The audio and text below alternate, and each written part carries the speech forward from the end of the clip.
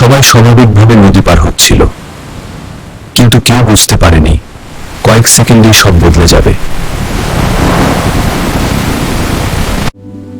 বাবা, আর কতক্ষণ লাগবে? আর একটু, তারপরেই আমরা ওপারে পৌঁছে যাব।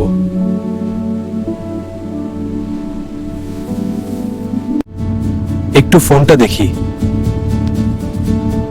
এতক্ষণ কিছু হবে না।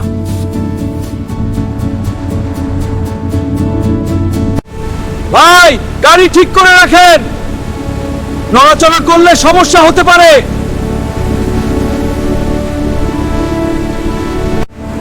গাড়িটা কেন সামনে যাচ্ছে? ধরেন, কেউ ধরেন।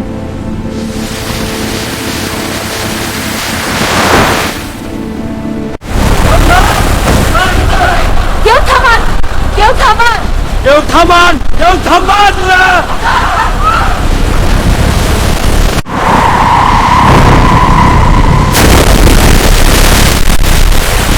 গাড়িতে পড়ে গে, দরজা খুলছে না। বাঁচাও, কেউ বাঁচাও।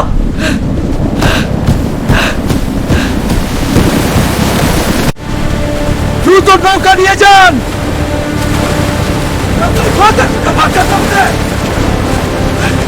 বাঁচাতে বাপে দাও, হাত ধরেন,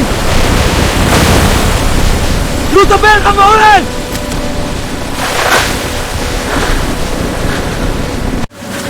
আমাকে টানুন, আমি আর পারছি না। আম্মু, আমি ভয় পাচ্ছি, আমাকে বাঁচাও। আর কেউ আছে ভিতরে? দেখেন কেউ আটকা পড়ছে কিনা।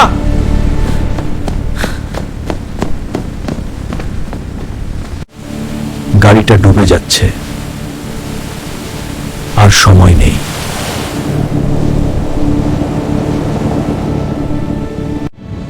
আমি নিচে যাচ্ছি, কেউ থাকলে বের করতেই হবে।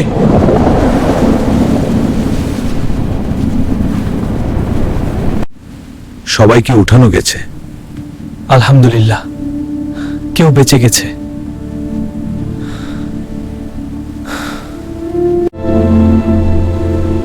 একটু অসতর্কতার জন্যই এই দুর্ঘটনা। ফেরিতে সবসময় সাবধান থাকা দরকার। আমার ভুলের জন্য এত কিছু হলো। আমি যদি সতর্ক থাকতাম।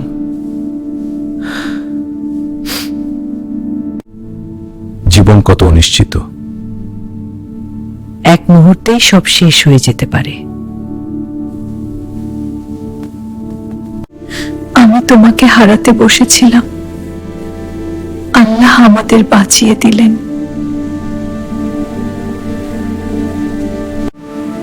নদী কখনো কাউকে ক্ষমা করে না।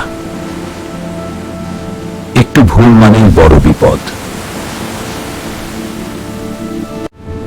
ফেরিতে সবসময় গাড়ি ঠিকভাবে লক করুন, সতর্ক থাকুন, জীবন বাঁচান। একটু অসতর্কতা পুরো পরিবারকে ঝুঁকিতে ফেলে দেয়। সতর্ক থাকুন, নিজেকে ও পরিবারকে বাঁচানো। এই ঘটনা আমাদের শিক্ষা দেয়, সতর্কতা ছাড়া এক পাও নয়, কারণ জীবন একটাই, ভুলের সুযোগ নেই।